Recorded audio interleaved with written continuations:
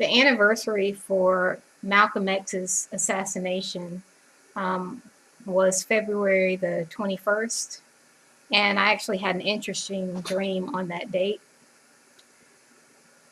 I wanted to do this video in order to bring to light what was in that dream, but also in order to give people a clear understanding of what they're up against concerning Tommy Sotomayor. I originally created a video on January the 11th of this year titled Tommy Sotomayor Works for Covert Radio. They're on the same team. And when I refused to do a one-on-one with Tommy Sotomayor on, I think it was February the 4th, shortly thereafter, that video became restricted so that you can't see any of the comments, and you have to actually click on something in order, you have to click to agree to go forward with watching the video. So he created an original a video in response to my January 11th video on the 4th of February of this year. And that video, I'm called Conspiracy Sister, and says that, you know, I think that he's working for the Jews in order to bring the black race down. But he doesn't mention me in the title, but that's what he's calling me, Conspiracy Sister, Nubian Sister. But then I responded to that video in which I said it's response to Tommy Sotomayor, disinformation agent leading the youth astray. And so I created that video on February the 5th. And he actually responded to that video on February the 6th. And he titled it, So She Now Says Tommy Sotomayor is Not Only an Agent, but a Demon. That video stayed up for a little while, but then he actually deleted that video. But in that video, and this video that I'm creating right now, it's the Post-Nihilist. That's my username. Since in the videos he's created, he's given me a different title, Conspiracy Sister and Nubian Sister. But the video that I'm creating now, I want to bring to light some of the things that he said in the video that he deleted, and also how that ties into the dream that I had on the anniversary of Malcolm X's assassination. In the video that he deleted, he actually was doing an Arby's like commercial. Like he was promoting Arby's. Like it was along the series of, I think he was saying that True Freeman, who is pretend opposition, just like Tariq Nasheed is, they're pretend opposition. Jay Black, Covert Radio, they're all in this kind of like network of pretend opposition. It's like a soap opera they're giving you of people who are pretending to be against each other, but they're actually not. So in that whole video series where he's talking about, like he's showing Arby's sandwiches as a thumbnail for one of the videos, and one, they were all done. It was 3 videos done, I think, on the same day. And in one, he actually says about True Freeman that his wife works at Arby's. They make sandwiches. They don't make sense. They make sandwiches. I think that's the name of the video, where he pretends to be going at True Freeman. I didn't watch the actual video, the whole video, but I did see him driving to Arby's, saying that this is where True Freeman's wife works or whatever. And again, they're pretend opposition. They're not actually against each other. They're creating like an entertainment, a fantasy, pretend opposition to entertain you, not to educate you, not to inform you, but to entertain you with filth. But anyway, so this is actually a commercial. He is actually promoting Arby's in the video in which he is responding to my response to Tommy Sotomayor video that I created, in which I said that he's a disinformation agent leading the youth astray. And you can tell that it is a commercial, where something that he's getting paid to advertise, while making it seem natural, because he starts the video off, the one that he deleted, saying, he picks up this Arby food, and he says something so corny. He says, I have the belts, but you have the meat. And it just sounds so artificial and so commercial. He is actually, I'm just letting you know, he's supposed to be a leader of the black race or whatever he's been puffed up to be by the whites who pay him. But he is accepting money to promote fattening junk food to you. So, he has his Arby's greasy food. I think he has like curly fries and sandwich and some kind of drink. But he at the beginning of the video, in which he is responding to the video that I said he was a disinformation agent, and I talked about the dream where he is the dentist, the trusted older person serving the younger generation soda with froth, which is rotting their teeth, making them rotten fruit. So he is the dentist, he's trusted, he's serving up the soda, which doesn't quench your thirst. And it also rots your teeth, corrodes you. And then the product is rotten fruit, demon possessed, misled, spiritually dead youth that he has convinced that he's some kind of father figure. But as Malcolm X says, they put clowns in front of us, like Dick Gregory, Lena Horne, and tell us they create our leaders for us, and they're puppets and clowns, and they say what the white man tells them to say, and that's from Malcolm X. But anyway, and I also before I want to get into the stream, I also want to say concerning Tariq Nasheed, I also had a dream before this one, and I want to kind of do it in chronological order, where he is shown influencing someone actually in my own family. And Tommy Sotomayor is also in the dream as well, but Tariq Nasheed is the one doing the influencing. He's influencing a light-skinned aunt of mine, and she's like following him. Now, if you know Tariq Nasheed, I don't know him too well. I can't really watch his videos because a lot of nigger and curse words, and I just can't stomach too much of it. But I know that he has this thing with a crispy puppet that he does, where Tommy Sotomayor is called Crispy, and they have a dark-skinned puppet that they're using. And again, Tariq Nasheed is false opposition. This is in order to foment, in order to instigate like colorism battles within the black race. So crispy means that he's extra dark-skinned. And so they're making fun of this supposedly pro-black Tariq Nasheed is making fun of the skin complexion of Tommy Sotomayor. And Tariq Nasheed has a mixed-race, light-skinned wife. So, and he also said in one of his videos that he agrees with some of the things that are said about dark-skinned women. He lists off some that he says he agrees with some. He tries to be deceptive and saying, that people say that light-skinned women are better to easier to get along with than dark-skinned women. And he also says that, he says a few things, they're propping light-skinned women up and putting dark-skinned women down. And he says he agrees with a few, and he's married to a mixed-race woman. So he is, while pretending to be pro-black, he is promoting colorism. And Tommy Sotomayor does as well, because he also says that light-skinned women are easier to get along with and stuff like that. But anyway, in this earlier dream, before the Malcolm X dream, which I'm going to get into, I'm leading up to how these disinformation agents, what they're doing to you.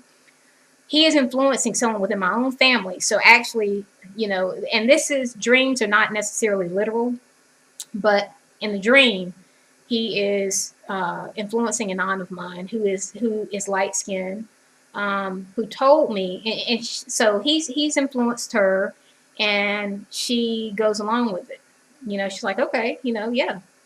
But in real life, this aunt who was in the dream, she actually told me in a moment of relaxed inhibitions, something that wouldn't have happened in normal circumstances, because it's something that I would have known by now that she believed if it was something that she hadn't slipped up and said. But in her relaxed inhibitions, She told me to marry a light-skinned man, not to marry an ugly, dark-skinned man, because, you know, I've been talking to like a dark-skinned cousin of mine, like we were interacting, and she told me, don't marry, you know, basically don't marry an ugly, dark-skinned person. She told me to marry a light-skinned man. She told me that my grandmother was the lightest, and my grandmother is pretty much brown skin. She told me that my grandmother was the lightest of her siblings and that my grandfather chose her. And she said, you know, and my grandfather is the product of a mixed race woman, the father unknown, but the mother apparently is mixed race. So my grandfather's mother is mixed race, and her husband found him, you know, he apparently was dark skinned, married a light skinned woman. So my grandfather and his siblings were produced. And she says, you know, my grandmother was the lightest among her siblings, and my grandmother's a brown skin complexion. But she told me, and then she told me, you know, that my dad basically did the right thing because my dad married my mom, who is light skinned, and she is the product of, you know, my grandfather, who is the product of a mixed race woman and a black man, and a brown skinned woman. And so my mother came out light skinned. And so basically my aunt was saying my dad did a good thing because he's dark skinned and he married a light skinned woman. She told me to make sure I marry a light skinned man. She told me dark skinned people basically are ugly. And even my grandmother, the one who was the lightest among her siblings, according, she also told me that on my grandmother's side, that my grandmother's father did the right. This aunt, who in the dream was influenced by Tariq Nasheed, she told me that my grandmother's father, who had been real dark, did a good thing because he married a light skinned woman, producing my grandmother, who is like brown skin, lighter than me, but she's lighter than me. She's brown. She would be considered brown skin, not light skin. She's not quite light skinned, but she would be considered brown skin. So, you know, she told me that her father, the dark skinned one, did a great thing in marrying a light skinned woman, and that my grandmother was again the lightest of her siblings, and that my grandfather, who is the product of a mixed race woman, so he was like light skinned and, you know, had like curly hair or whatever, and that he married the lightest of my grandmother's siblings, and that her father, the dark skinned, both of my grandparents apparently had dark skinned men who chose light skinned women. In the case of my grandfather, his dark skinned father chose a mixed race woman. In the case of my grandmother, apparently her dark skinned father chose a very light skinned woman. And so my aunt, you know, is telling me, you know, to continue the tradition, and that my dad done a good thing in marrying a light skinned woman. Now this aunt is classified as mentally ill, but biblically she would be considered demon possessed. But this is the one, and on my grandfather's side, actually, there's a lot of mental illness. The grandfather who's the product, him and his siblings, who he had a lot of siblings, whose mother was mixed race, father unknown. A lot of people in that family have mental illness. That's what it's classified as. But from, like I said, from a biblical perspective, it'll be termed demon possession.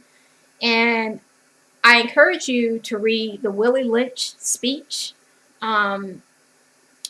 because whether it's a hoax or not, the effects, I look at the effects. I look at whether or not what it's saying has come into effect in our day and age. And I especially encourage you to study the passage where it says that the mind of the slave, once it is broken, because it's comparing horses to slaves, where you break a horse, you can break the spirit of a slave, break a slave, so that they're no longer independent, but they're completely dependent on you, and their only goal, their only mission is to suit your needs, suit the needs of the whites. But they said that the mind wants to correct itself, And so in order to prevent the slave from thinking, wait a minute, maybe I'm meant for more, maybe I have a history, maybe I have worth, you have to create these illusions, like these balls spinning in vacuums that aren't connected to each other. You create illusions in the minds of the slaves, and therefore they don't have the desire. You shave them from, this is what the Willie Lynch letter says, or speech. You shave away their history, and therefore they don't have any foundation. And then in the place of that, you create illusions. And one of the ways to do this, actually, in the Willie Lynch speech, is in crossbreeding, meaning, the white man, like the white slave master, having sex with the black slave to create mixed race children who now, and to create various shades. So, you have the light skin, you have the brown skin. So now you have, the paper bag test and stuff like that, the comb test or whatever. Now you have black people who, instead of looking to their African roots and their, like, where did we come from, their history, their worth is in their skin complexion and being lighter, being closer to white. And you see that in our community now, where there are shades, like there's shades of brown, and the different shades have different worth attached to them. Like the lighter have more worth attached to them because they're closer to white. And so we're no longer concerned with our history. And that ties into the dream, the Malcolm X dream that I had. But we're no longer connected to our actual history. Instead, we are all consumed with our skin complexion and keeping in a certain tone. Like my aunt, who was telling me, make sure, not telling me to, learn about my African history, learn about where we actually came from, that our history didn't start with slavery. No, she's telling me to go marry a light-skinned man. This is my aunt, my blood aunt, telling me to marry a light-skinned man.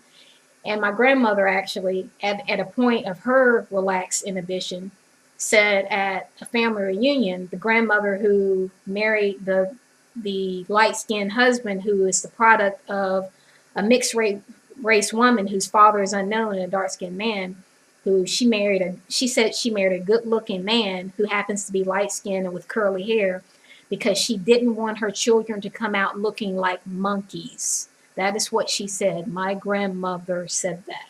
She married a good-looking man because she didn't want her kids coming out looking like monkeys. So if you think that the Willie Lynch letter is a hoax, that's what you want to, whatever. But colorism is very real, and people put more value on colorism than they do on blood relation, as I just showed you. People are more concerned with your shade, with creating lighter shades, breeding lighter shades closer to white. They're so brainwashed that that's more important than your worth as a person, meaning you could be in the same family with someone, the same family, grew up with them and everything. And only at a moment of relaxed inhibition do they tell you basically that you are inferior, that they're breeding for. You are only on the continuum. You are a point on the continuum that they're trying to get to. Like they're trying to get lighter and lighter. And so what they're encouraging you to do is to lighten the family tree. Like you're not even really a person. You're something that is supposed to advance their agenda. They think it's their agenda. Of course, they've been brainwashed. But that's how deep that goes. And this is a person who Tariq Nasheed was influencing in the dream. So this whole crispy puppet stuff, Crispy the puppet and stuff like that, this whole colorism thing, it has really serious effects.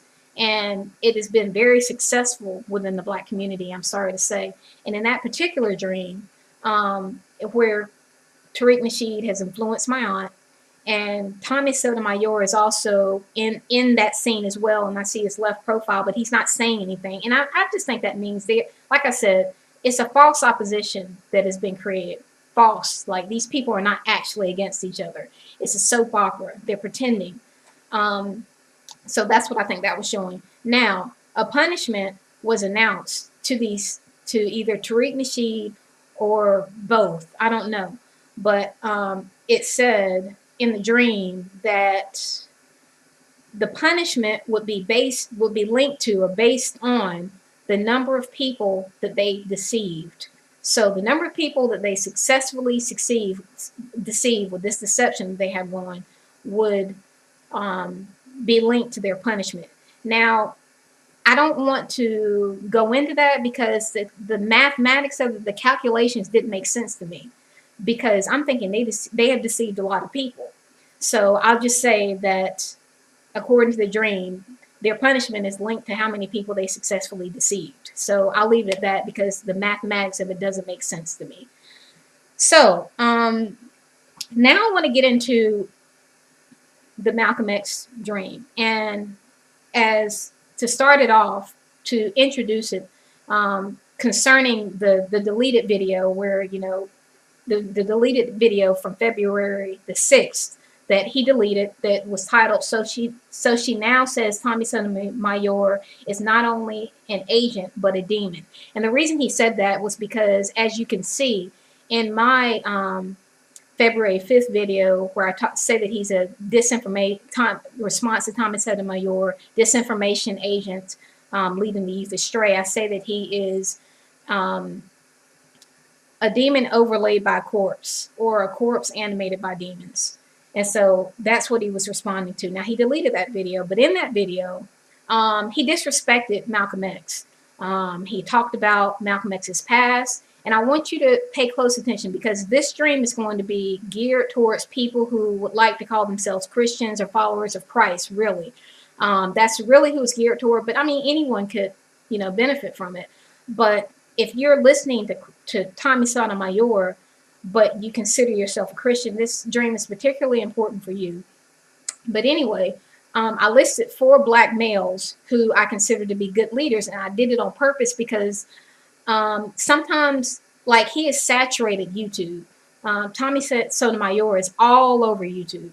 So people need options for men who are true, like true men. And so I made sure to mention Malcolm X, Steve Coakley, and for music to listen to, I mentioned Frank Williams from Mississippi Mass Choir and Moses Hogan. But after each one of these, as a distraction, he's trying to distract you. He's trying to distract you. After I mentioned Malcolm X, he said he spoke badly about Malcolm X's past. Everyone knows Malcolm X had a troubled past, but he changed that. He turned that around. He's on a FBI tape refusing to sell out his people. He died deciding to die rather than lie to the people. He died in order to tell people the truth.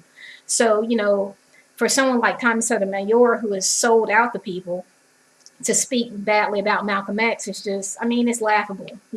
Someone who wouldn't sacrifice is trying to speak in a negative, put Malcolm X in a negative light when Malcolm X sacrificed everything. His family watched him die. He sacrificed everything for his people, giving truth to the people. For someone like some lowlife like Tommy Sotomayor to, just casually, speak of him that way, it's just, it's just disgusting. But anyway, and after I said Steve Coakley, he had to bring up cocaine because, and then because he was trying to say, because I was sniffling or something, he was trying to say I sniffed cocaine or something like that. Distraction. After I said Frank Williams, he said, well, I listen to Hank Williams. After I said Moses Hogan, he said, well, I listen to Hulk Hogan. What he's doing is distracting you. He's distracting you. I'm giving you good role models. I'm giving you people who would die to give you the truth, to give you something moral, righteous to follow. And he is distracting you from them. That's why he had to say something after every single name that I said, because he was distracting you. Also in that video, he plays Lucifer, Son of the Morning by Jay-Z. And on the 15th of January, I think that was the anniversary. I think that's Martin Luther King Day and Martin Luther King's birthday or whatever. January the 15th of this year, I created a video about Jay-Z and the meaning of the 444 video and album being 666 upside down. So check that out.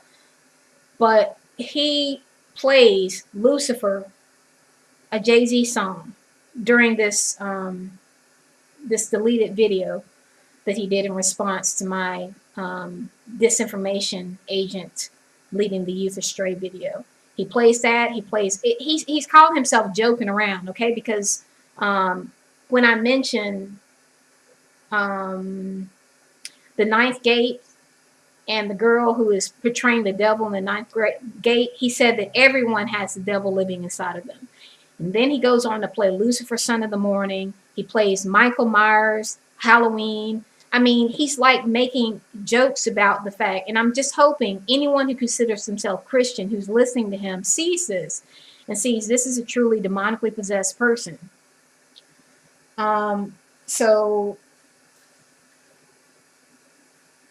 Okay. So now I want to go ahead and get into the dream, the February 21st, Malcolm X, the anniversary of his death. This is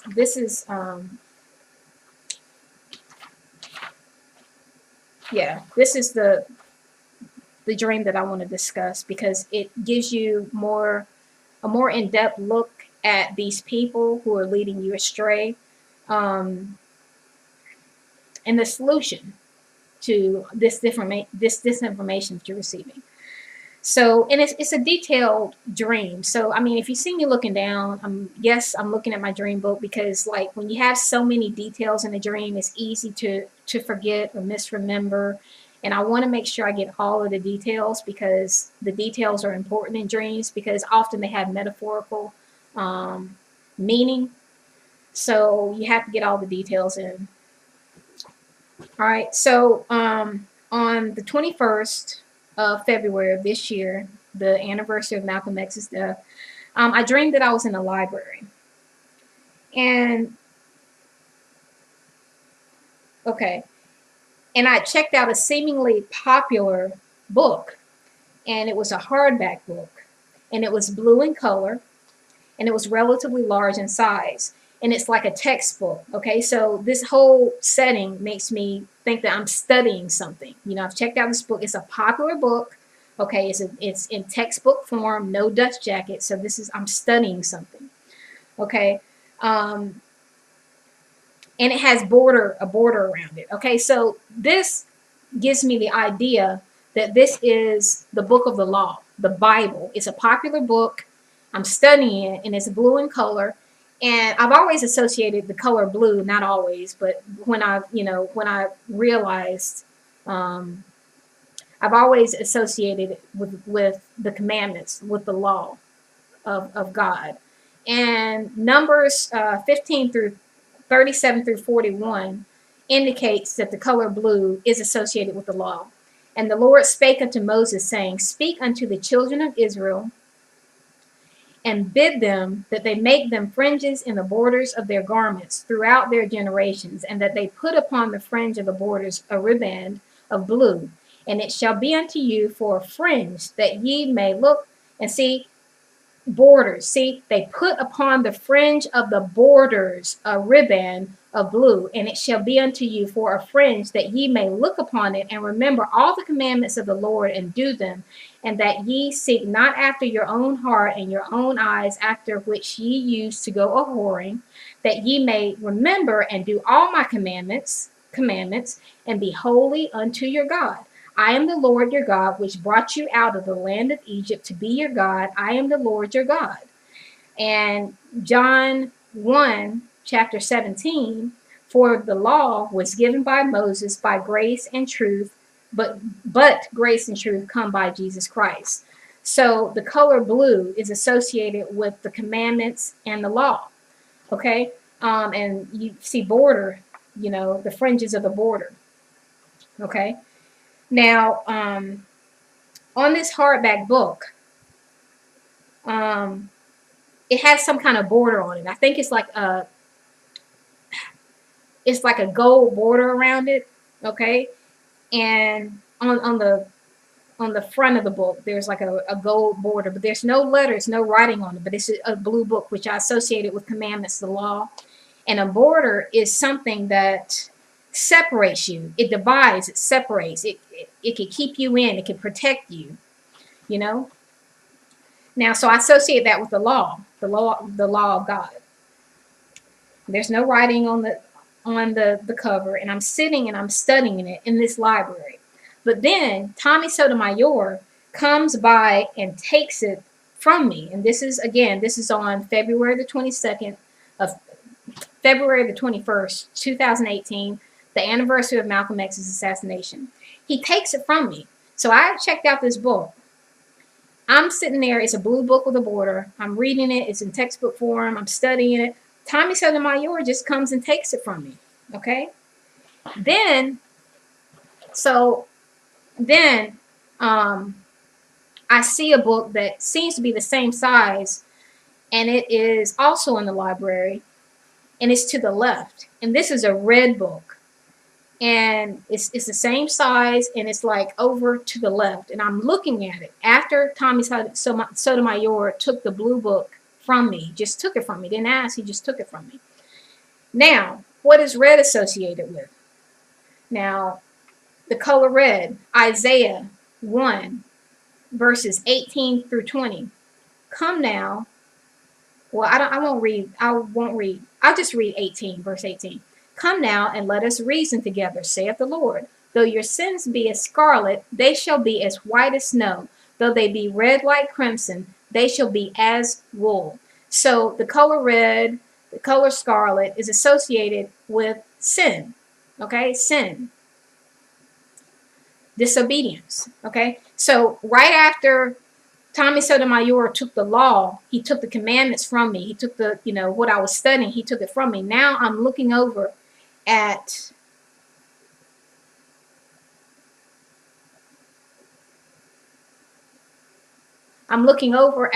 this red book, okay? And if you remember from Numbers chapter 15, verse 37 through 41, and it says in that ye seek not after your own heart and your own eyes, after which ye used to go a-whoring, okay?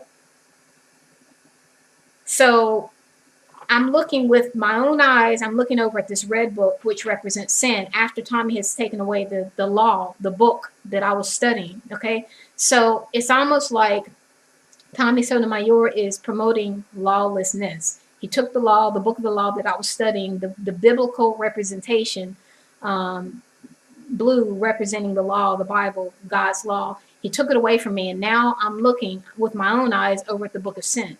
Okay, so he takes away these disinformation agents. They take away God, they take away God's law. And then now you're tempted to look over, you're distracted, you're looking over at another book. And it's a red book, and it's a book that represents sin, sinfulness, unregenerated, unconverted. Hasn't been healed by Christ. But you're looking over at the sin. The sin is tempting you. Okay? So I didn't go to pick up this red book. I'm just looking at it. But then I go and I take the blue book violently back from Tommy Sotomayor that he took from me. I take it violently back. I angrily snatch it back from him because I had checked it out. If you want to read it, you wait your turn. I checked out this book. I'm studying it diligently. You wait your turn. Then I'm making copies. Now, this part I don't quite understand. I'm making copies of the book pages on one of those like big like library industrial like copying machines. So I just associate that with intense studying. Like I'm intensely studying it because like when you go to the library and you're studying something that has a whole bunch of pages on it, and you can't keep the book, you make copies of the pages that are important, so that's what I associated with intense studying and me wanting to take, parts of the book home. But since I checked it out of the library, I'm making copies of it, I guess, in order to study it more intensely. That's how I associate it. But I only remember copying for a short period of time, so I must only had time to copy a few pages or so. Then I'm sitting to the right of the copier, and I'm asking myself, is the book still in front of me? I think there's a book in front of me. I don't know, but I do know I have a broken purple thumb drive that I'm like trying to fit in my ear, you know, like it's a thumb drive like this. It's a thumb drive and flash drive, whatever. But it's purple in color. It's like a see-through purple. See-through is see-through. Okay, it's see-through, so I can see through it, and it's purple, and it's broken. Like the outer portion, like this portion of it's broken, not the actual, you know, the part that connects to the USB port, but the outer portion is broken. It's like someone took a hammer to it and like broke it. But this part is still working. So I stick it in my ear almost like I'm a computer. You know, I stick it in my ear and I'm hearing my left ear. Okay, I stick it in my left ear and I'm trying to, you know, fit it in there right. But of course, it's not going to fit in there snugly because like my ear is not a USB port. So it's not going to fit in there snugly, but I can still hear it. So it's almost like I'm a computer. And what I'm hearing is being like, it's not being filtered or anything. It's going straight into me. Like you put a thumb drive into a computer, you know, in order to, you know, to transfer files, those files go straight into the computer. There's no obstruction or anything like that. So I have this in my ear. I guess I'm the computer. I'm taking in the information in my left ear. Okay, just like I saw that book of sin, that red book to the left, this thumb drive, I put it in my left ear and I'm trying to situate it in there correctly. I hear cursing, like a black male is cursing, like a lot of like curse word. I don't even know what he's talking about, but he's cursing. And I guess this is like entertainment. You know how you're listening to rap music and you hear like a lot of cursing, you don't know what they're talking about. But this person isn't rapping, they're just talking. It's like they're giving a speech or something. Tommy Sotomayor is standing right in front of me as I'm listening to what's on this thumb drive in my ear, in my left ear. And it's cursing. Like he's just, whoever this black male is who's speaking into my ear through this thumb drive as if I'm a computer taking in this information is cursing. And it is a broken purple. Remember this, purple, broken, and it's see-through. Okay? And while I'm also in that library, I see like another like brown skin, slim black male who is walking left in the direction of where I saw that book of sin. So he's in my periphery. Like I can't see him that well. I don't see, I just know I see his left profile. He's slim. He's brown skin. Maybe, I can't say, I mean, I guess the regular height. He's not short, you know, regular height. And he's walking left. Okay. But he's in my periphery. So I don't, and I'm wondering, I asked myself, I don't know, is he wanting to check out the book too, to study? I'm asking myself that because he's there in a dream, but I don't know what he's there for. So next, you know, I'm like in this apartment complex and there's someone in like some radio station somewhere else. I'm in the apartment complex. They tell us who we're supposed to fight against. Different groups are supposed to fight against each other. And we all have like guns and weapons and stuff like that. Guns is all I remember. But this person somewhere else, they're not even in the thick of things. They're not even in the apartment complex. They're in some radio station. I can see them in my mind's eye.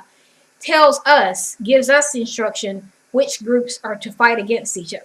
Okay, and we just carry out their agenda of the person sitting comfortably in some radio station. And at the very end, it's whites versus blacks.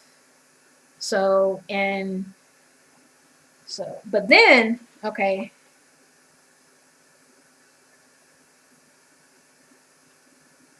Then, in that apartment complex, it's almost like it changes to a new scene. There's no one there. Or in the area that I'm in, there's no one there. But the Django, from the Django Unchained, the 2012 movie, comes in quickly. He's rushing, you know, he's rushing to save, you know, Broomhilda. Broomhilda, this is on February 21st, 2018, anniversary of Malcolm X's death. He comes in to save Broomhilda. Broomhilda is strapped on a gurney, strapped down, laying on a gurney. Her face is burned. But she's glad she's alive, and she's glad to see the Django. Now, the significance of this scene is immense, and it's connected to the broken purple thumb drive. Okay. Now, if you think back to the movie Dark Knight, the Joker wears purple. Okay. What is the Joker's goal? Okay. He's considered an anarchist, but he has a very sophisticated plan. I mean, his plans have to be sophisticated because he outmaneuvers and outsmarts the people who have a plan, like the Order. He outsmarts the Order with his own plan. So he actually does have a plan. He's pretending to not have a plan. He's pretending to not be organized, but he has all these people, this network of people working with him. So it's a very complex plan that is made to seem as though it's random, and it's actually not. But he wears purple. He wants to have people break the rules. He wants to break the spirits of people. And he told Batman at the end, he was after the soul of Gotham. So what he wants to show, and Batman even said, you want to show that everyone is just as ugly as you on the inside, you know? But so he is the devil. The Joker is the devil in terms of corrupting people, showing that when the chips are down, as he says, these people eat each other. Like, when their moral code, he also says the moral code is just a joke. Like the law, the blue book, it's just a joke, you know. Like, and they'll drop their rules, their morals at the first sign of trouble. So that's what he's doing. He's testing people. He's breaking their spirits to show that, you know.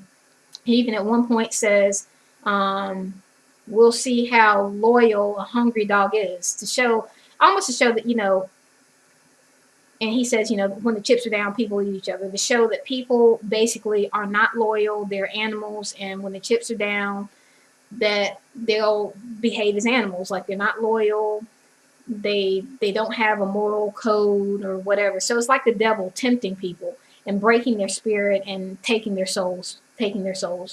So anyway, so in this scene, this shows two things really. In the Dark Knight, okay, first of all, you know, in the Django Unchained, the Django rescues his wife, and she is not killed. And in this apartment complex, I think I originally went to the apartment complex in order to work as like a maid or something like that. I don't know, but Broomhilda is like this slave in the white man's plantation, and the Django comes and saves her. Now, in this video, in this dream, Harvey Dent wanted them to save Rachel and not him, but they ended up saving him. But because of the Joker has twisted his mind, the Joker visits him and twists his mind so that Harvey Dent is broken, okay? His spirit is broken. And instead of killing the person who is responsible for the entire plan that led to Rachel's death, Harvey Dent, his mind is twisted by the Joker. The Joker succeeds at breaking his spirit. And now Harvey Dent is going after the Joker's pawns. Rather than the Joker himself, Harvey Dent is tricked into going after the devil's pawns. Now, Harvey's face, half of it is burned. And he is called Two-Faced. Now, Two-Faced means deceitful.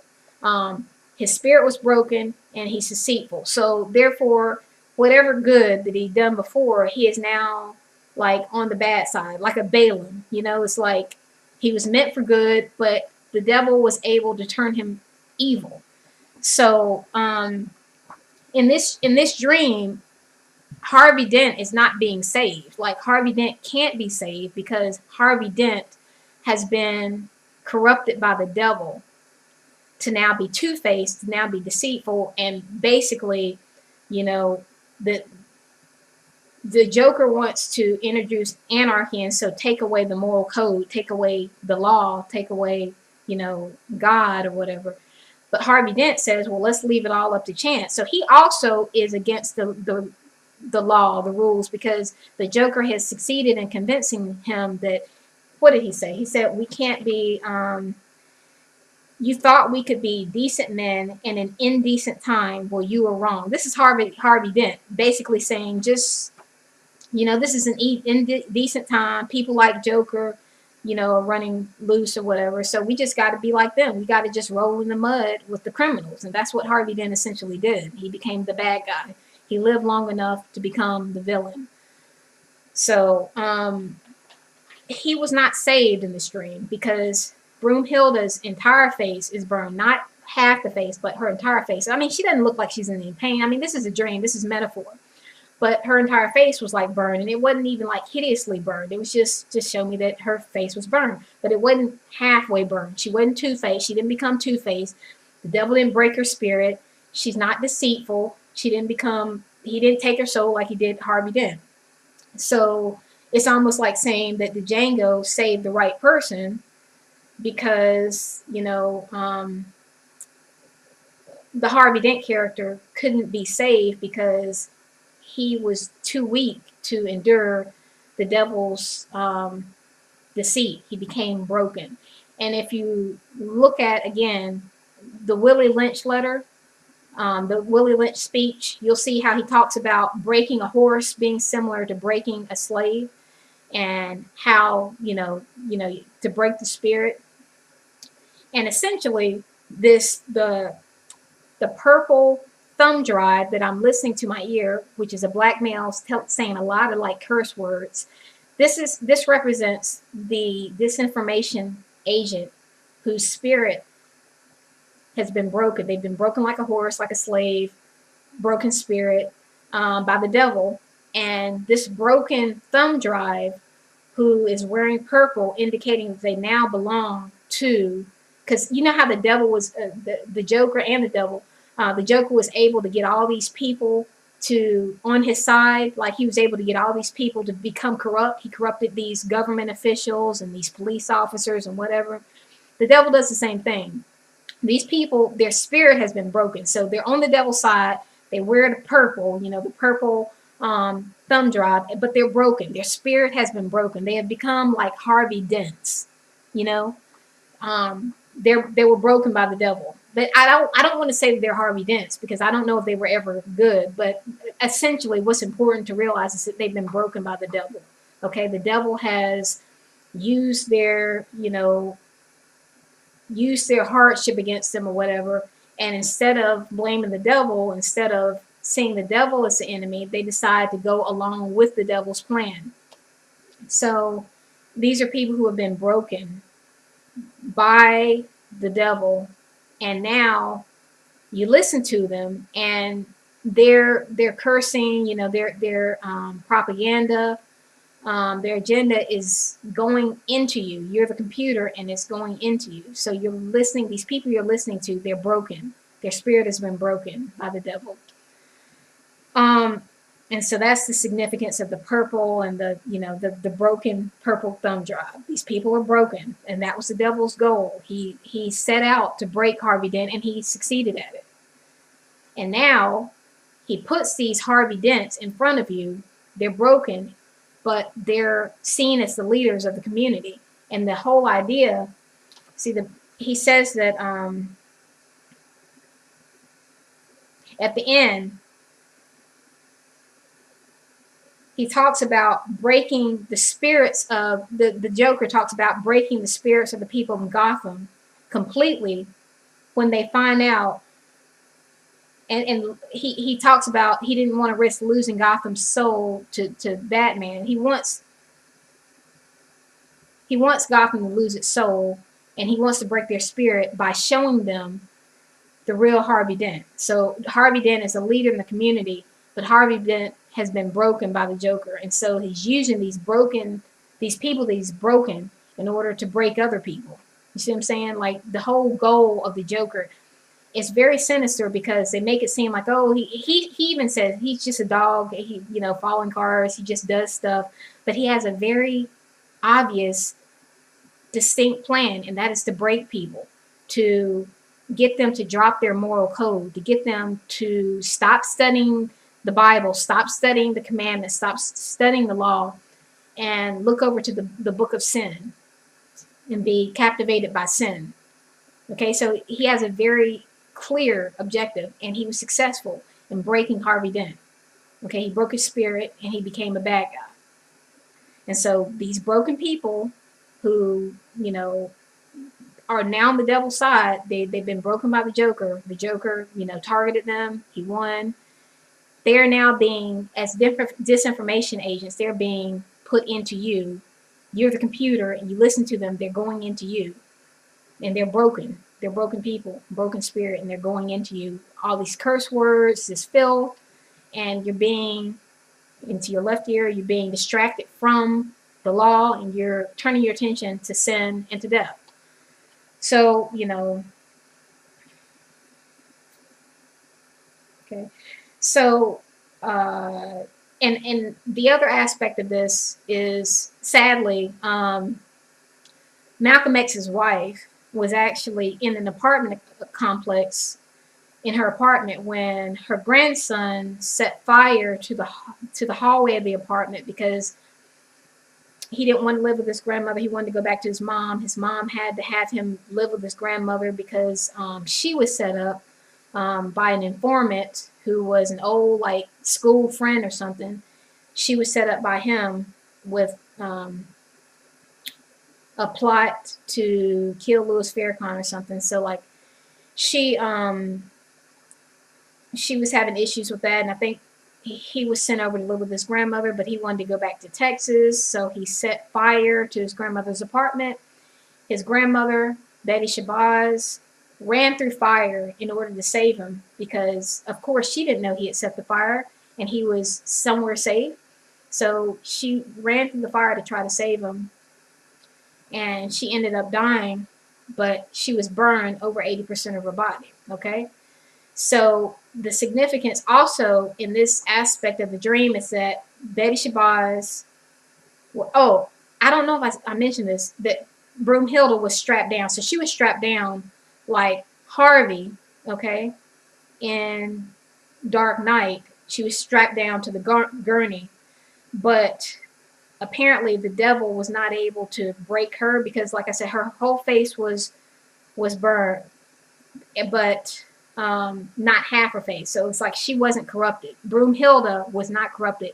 And Broomhilda, she could represent Betty Shabazz. She could represent the bride of Christ. Like, we're being tempted by the devil, but we don't turn into Harvey Dent. Like, we don't get our spirit broken. She was happy to see the Django. She didn't look like she was in any pain or anything. The devil put her through all of that. The devil put her through all of that with the intention of turning her into a Harvey Dent, the bride of Christ, into a Harvey Dent. Broomhilda was the bride of the Django, but she was happy when the Django came, when the Django showed up. She wasn't angry. She didn't blame him.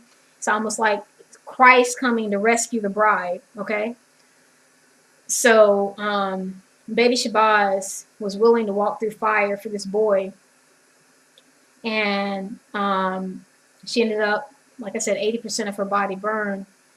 And the boy's response was, well, she didn't have to. It's almost like he didn't understand self-sacrifice. He didn't understand it. It's almost like he had an antisocial personality where it's like, he said, she could have, there was another exit. She could have just gone through that other exit. She didn't have to run through the fire. I can't believe she would have ran through the fire for me. But she did because she was selfless, and she ran through the fire to try to save him because she thought he was savable. And as we find out later on, he wasn't. But she was willing to self-sacrifice. Malcolm was willing to self-sacrifice. He knew that his life was in danger. He continued to tell people the truth. He knew that eventually they're going to kill him. And Betty Shabazz said that, he said, eventually they're going to kill me. But he did it anyway because he wanted to give his people truth. Now, Betty Shabazz ran through the fire to save this boy. And he, like I said, he almost seemed dumbfounded by the idea that someone was willing to risk their life in order to save him. But later on in life, he showed that he wasn't savable in the sense that he did a Giants Magic magazine shoot where he dressed up like his grandfather, having, set a fire that killed his grandfather's wife, his grandmother, dressed up like Malcolm X in a Giant magazine photo shoot. And he ended up, after he was released after I think 4 years in custody or whatever for the fire setting, he was in and out of jail for committing crimes. And the way he died kind of showed like the kind of person who he was evolving into becoming, in that he died, he was going to, as an activist for Mexican laborers or something like that. And he died over a $1,000 200 bar tab for alcoholic beverages and female companionship.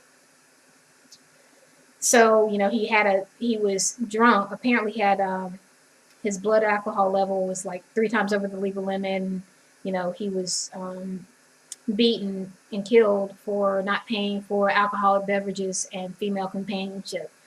So, in this stream, it's almost like Broomhilda, who's not corrupted within the devil's house, within the slave master's house, like the other people, okay?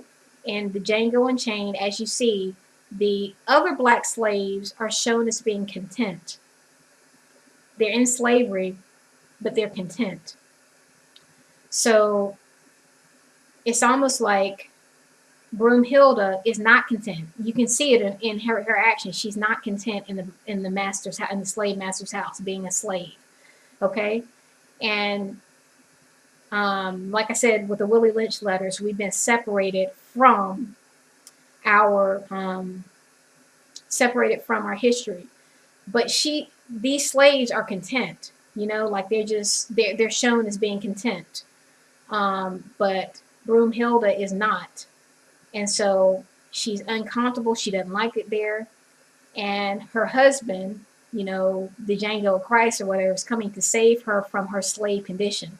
And if you read the Bible, you'll see where the Israelites are continually put into slavery because it's like they choose another master other than God. They choose to look away from his law, from his rules. They look to sin, and he says, okay, I'll let you, go to your heart's desire. And then they end up being enslaved and then calling to God, enslaved several times, and then calling to God to come save them. So it's almost like this is the slave who's not content. This is like the Daniel, she's not content being a slave. She's waiting for her husband to come save her. And he does, so like the bride, the church, being saved by Christ. At the same time, it's also showing she's not Harvey Dent. She hasn't been corrupted by being in the devil's house and the devil tempting her in all these different ways. So she's not half, anything. She's not two-faced. She's not deceitful. She's happy, just like says that, okay, Christ said, Abraham was glad to see my day. Like Abraham, he's telling when Christ came, in order to give truth to these Israelites who were pretty much under like Roman law, they're essentially, they've lost their glory, like they're under a different nation's law. He's coming to show them hope, to be their king, and they reject him. And he's telling them, you're not my children. You're not Abraham's children, because Abraham would have been glad. Abraham was glad to see my day, and you're not. So your father is the devil. Your father is the joker. Your father is not Abraham, because they didn't recognize him. They were jealous of him, and they weren't happy to see him. But Broomhilda was happy to see the Django. It's almost like the church being happy to see Christ, but at the same time, it's also like Malcolm X saving his wife rather than his grandson. His wife spent her life trying to continue the struggle in order to give blacks more freedom, more knowledge, more hope. Whereas her grandson, who she tried to save, ended up in some seedy part of town with alcohol and female companions. So it's almost like showing that the way you live, the decisions that you make in this realm will determine whether or not you'll be saved. So, and Christ is looking for a bride who is clean, like white, that hasn't dirtied herself, that's clean, virgins, white, whatever, meaning that you're spiritually cleaned. You've been spiritually clean, not corrupted by the devil, not broken spirit, not, broken slaves, broken horses, but someone who has spent their life working towards the cause. And so that's who Christ is coming to save. And despite the fact that you have been tempted, even scarred by the devil, the joker, the devil, that you remain glad to see Christ, knowing that Christ is coming to save you. And that's what I saw in this dream. Christ coming to save his bride, who has been tempted by the devil and still has overcome and not become broken in spirit. But also as a warning to people who, I saw it also as a warning to people who go the route of, I'll say, Malcolm Shabazz, in terms of pretending, like situating himself, like he situated himself as an activist, and he had like the tattoo on his neck and the earring in his ear. He had an earring in his ear, tattoo on his neck, and it's almost like in dressing up like his famous grandfather and taking the actual iconic photos, mimicking his grandfather, but being something else, and I saw an interview with him, and it kind of like scared me, it's like he looked like something else was going on in him. But to have done what he did, and then later on in life to dress up like his grandfather and take the same iconic pictures as if he's taking the place of his grandfather or carrying on the legacy of the grandfather, but it just being an act and that being exposed at the end, it's almost like a warning to people who pretend to be leaders, but actually aren't, who are actually in it for their own lustful flesh gain. It's kind of like a warning to those kind of people. So at the end of this dream, I am going to work. I go to this town, and I get a job as a cashier, and I've had many cashier jobs, and so I decide, okay, I'm just going to settle with being a cashier. Okay, now, as I said earlier in the dream, I had gone to work at the apartment as a cleaner originally, and then there was the person on the intercom telling us who we were to war against or fight against. Now, in a past dream, my English teacher who taught me Brave New World, my high school English teacher who taught me Brave New World, which is a godless, disgusting book, and The Color Purple. She was in a past dream, and she was asking me if I wanted to be a cleaner or a maid. So it's almost showing how that education, she's white woman, and she actually had a mixed race child. So she was the mother of a mixed race child. So the father of the child was black, but I never saw the father of the child. But she taught me Color Purple and Brave New World, those two books. And she asked me in a past dream if I wanted to be a maid or a cleaner. And so in my mind, that was telling me that kind of education, Color Purple, of course, is a terrible movie to pit blacks against each other and make us seem ignorant and backwards. But that's what I was taught. And then Brave New World, the godless, moralist, immoral book, that's what it was setting black females up to be, cleaners or maids. That's what she said. So kind of like, you think about Django Unchained and how content the black females were in the Django Unchained. But I told her that instead I wanted to interpret poetry. And there's a whole stack of books. This is in a past dream. And I went and sat at that stack of books. And I told her instead of being a maid or a cleaner, I wanted to interpret poetry. And so I sat at that stack of books. And when I think about that, in poetry, there's a lot of metaphor. And so biblically in the Bible, there's a lot of metaphor. And in dreams, there's a lot of metaphor. So what do I do now? Like I interpret dreams. And I also read the Bible, and there's metaphor, symbolism in dreams and the Bible. So the poetry that I interpret that to be is to mean that I'm interpreting the metaphors and the symbolism in the Bible and also in my dreams. So that's what I told her I wanted to do instead.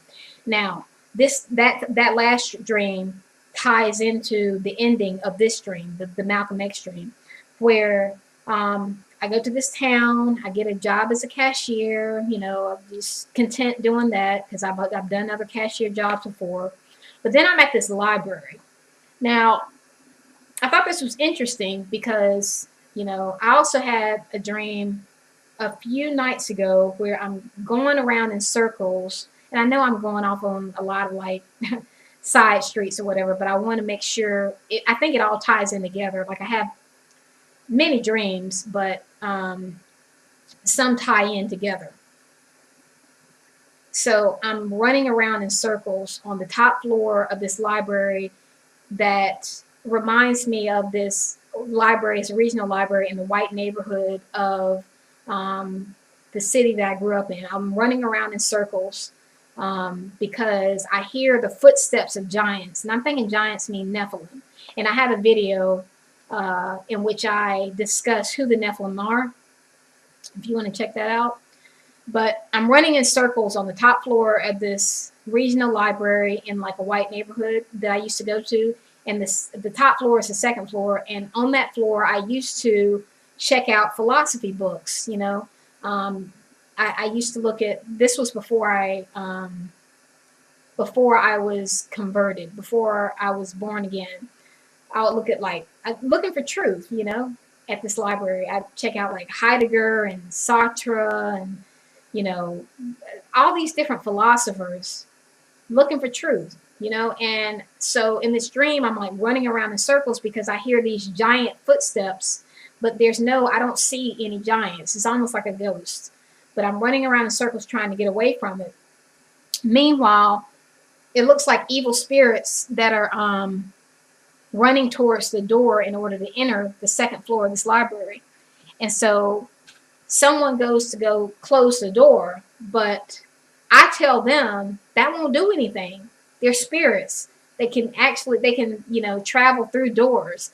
But we're on this top floor of this library running around in circles, just running around the top floor, getting nowhere, trying to get away from these like Nephilim, like giant footsteps.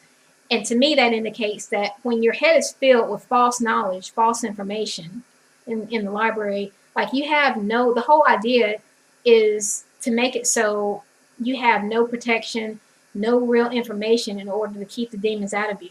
And so me running around in circles on the top floor of this library that I used to go to in order to read philosophy books, godless philosophy books, it was leaving me open to demonic possession, and I was getting nowhere. So I'm running around in circles trying to get away from the ghostly footsteps of a giant, and I'm getting nowhere. So when you read books that are unbiblical and are godless, these people like fumbling around in the dark looking for truth, you don't get anywhere, and you don't have any protection from the demons because only the Holy Spirit can keep them out. So you have false information that's leaving you open to attack from demonic entities. And also, like I said, when you're downloading the broken thumb drive, the broken purple influenced by the devil thumb drive, like that information, that cursing is going straight into your computer and leaving you open to demonic possession. So then I'm at and I'm going back to the 2000 the February 21st stream. I'm at a library, and there is like this white male who is just a second.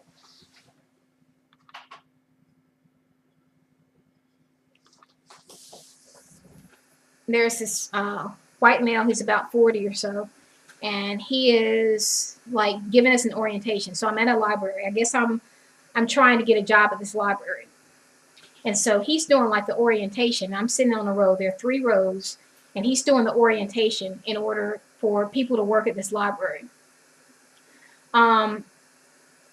I guess it's an orientation in order to work there. But so I'm in this library. He's going down the row asking us questions. It's almost like an orientation introduction. It's either a class or I'm trying to work there. One or the other. He gets to me. I'm like the last person on the front row, and he asked me, like introductory questions, like introduce yourself. And I told him, I used to work in a movie theater, and I did. I used to work in a movie theater. But there's also, like during this, while he's going down the line asking us questions, there is another library across the street. But this is a black library, an African American history library. And the title of it, like on the building, is something Son, S-O-N, Freeman, F-R-E-E-M-A-N. So something Son Freeman. And I don't know the other word, but it's something Son or Son something Freeman. So Son, S-O-N, and then Freeman, and Freeman is one word. So I'm thinking, and this is an African American new library. It's across the street from the library I'm at. And I'm looking at it while this white man is going down the road asking us questions. And he gets to me. I say, I used to work in a movie theater, but I want to work at that library across the street or something like that. And then I'm like, all of a sudden at this library across the street.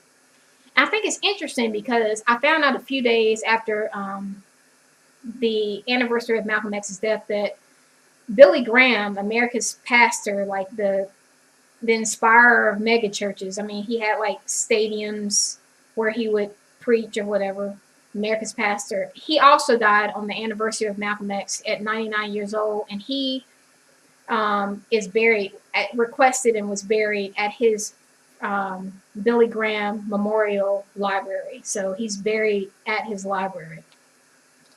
But so I say that I want to work at this Black History Library across the street. And remember that because in the Willie Lynch letter, remember where I said where the goal was to shave off the history of the slave so that its mind can't correct itself from the breaking of it, like the broken spirit, broken horse, broken slave. Like they don't want you to correct your mind to self-correct because the mind has a tendency to self-correct. They want to keep you as an economic benefit to them only, for them to ride you in comfort. Anyway, so there's this African American like history new library across the street. And as soon as I tell him, I used to work in a movie theater, meaning I used to work at promoting fiction because, movie theater, you go to be entertained, fiction. Like I used to work, my job was not a beneficial job. I worked in a movie theater when, I was like in my teens. And I sold people movies to sold people tickets to movies that were filthy and gave them fiction and soda, gave them a quick fix, like a drug, but didn't give them any kind of spiritual cleansing or real information, just entertain them. And, we sold junk food there. And so that's where I used to work. But I said I wanted to work at that African American library across the street. So then I'm at that library across the street. Now, I want to work there, right? But I'm like, how do I get, because I didn't see any for hire signs or anything there. So I'm like asking, there are 2 Black females there, and I'm asking them if they're hiring. And they say, yeah, they're hiring. And I'm surprised because I didn't see any we're hiring signs or anything like that. But I really want to work at this African American history library. you know, and I see all these books and I'm like thinking about the research I can do and all. Then I see Morpheus, and Morpheus is walking towards, you know how there's the front of an establishment, like the customer facing front, and then there's the back room where like you go through the doors and like you're in the back of the building where the customers are not allowed, but like only the staff are back there and they do all the behind the scenes things. Well, I am in the library portion, the customer facing library portion where all the shelves are with the books and everything. Morpheus, like Matrix Morpheus, Black Matrix Morpheus, is at the door to go to the back. He's right there at the door, headed towards the back of this library. And I had just asked the two girls if they were hiring, they said yes, and I'm asking for an application. Now, Morpheus, I only see his right profile, and he smiles when I ask for an application, and he actually gives me a finger. It's my finger, but it's like it's my two pointer fingers, and they're fused together to form one finger. Like, it's two fingers facing two different directions, and it's fused together to form one finger. He gives it to me. One finger is facing me, and one is facing away from me. So I thought about this for a while, and I thought it was strange. And I'm thinking to myself, how, if this is my application, because I've been asking for an application, and this is what I was given. I'm like, if this is an application, how am I going to write anything on this? How am I going to write anything on my fingers fused together as one pointing towards me and one pointing out? I thought about it, and I realized one means one. Like, your pointer finger equals one. So what Morpheus was telling me is you are a one. Not, I don't see myself as the one, but I am a one. And the reason why I am a one is because I am so interested and driven in order to learn my history. Like, and wake people up, like Morpheus did. You know, he was waking people up. They're in this fake machine world. They didn't realize they were asleep, and his job was to wake people up. He woke people up, and he saw Neo as the one. You see how Malcolm X sacrificed his life giving the truth for, you know, he was willing to sacrifice for the one. Okay, Malcolm X sacrificed for us, giving us our history back. He was giving us our history. You know that most black people don't realize in the Americas that we are actually the people of the book. We are, you know, where in Deuteronomy it says, you know, you'll be brought back to Egypt on ships. That's the transatlantic slave trade. We are the people of the book. We are enduring the curses because of disobedience. Most people don't realize that. Malcolm X knew that, and he spoke about that. And he died giving us that information. And it's almost like this erected library is our history being brought back to us. It was taken away, and now it's being brought back. And there's this new African American history library that I want to work on. And it's like, if we want to become the one, and I won't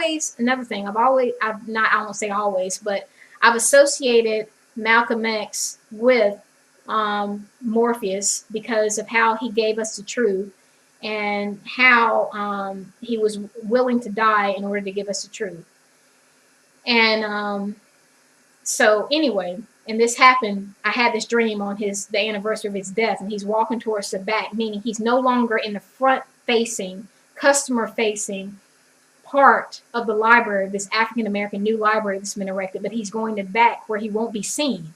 But he's still like, I don't know if he's the manager or the owner of the library, but he's still in charge. But it's like he's going to the back. He's headed towards the back. But before he goes to the back, he gives me my fused pointer fingers, one pointing at me as the one, and one pointing away as one. So it's like, it's almost like Malcolm X, he woke us up.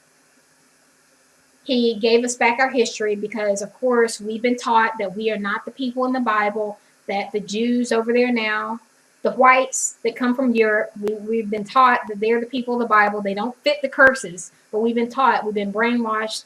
Our history has been stripped away from us. We think our history starts with slavery.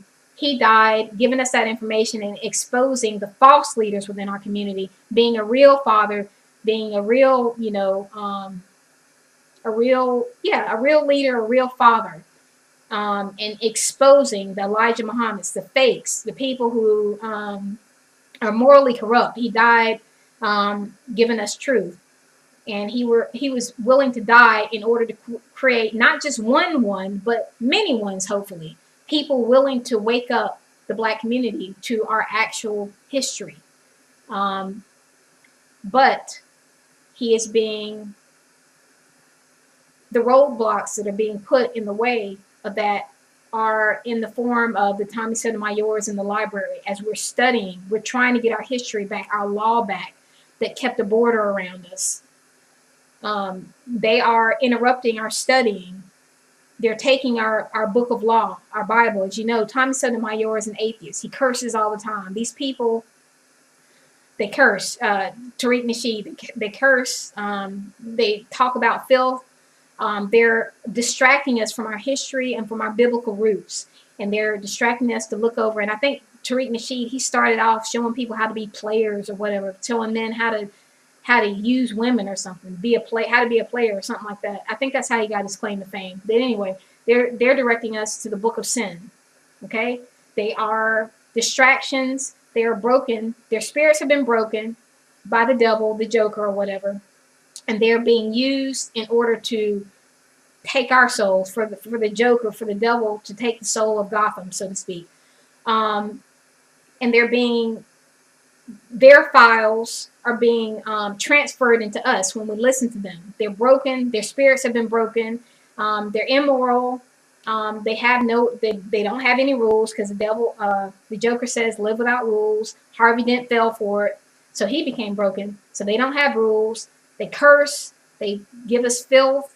That those files are transferred into us, and it blocks us from the law, the Bible, our history, and along with the aims of the Willie Lynch speech, it keeps us in illusions, and separated in illusions and not connected to our actual history. So they are obstructing the work of Malcolm X.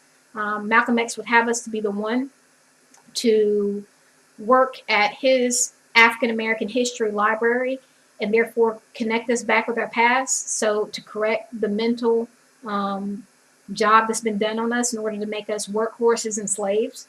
Because as you can see in the movie The Django Unchained, that is a modern, that movie is not in the past. That is a present movie. That shows our current state. It doesn't show our past.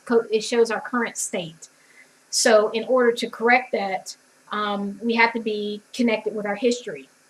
And in connecting with our history, we also have to be connected with the law that kept us protected from the devil, from sin that cleansed us.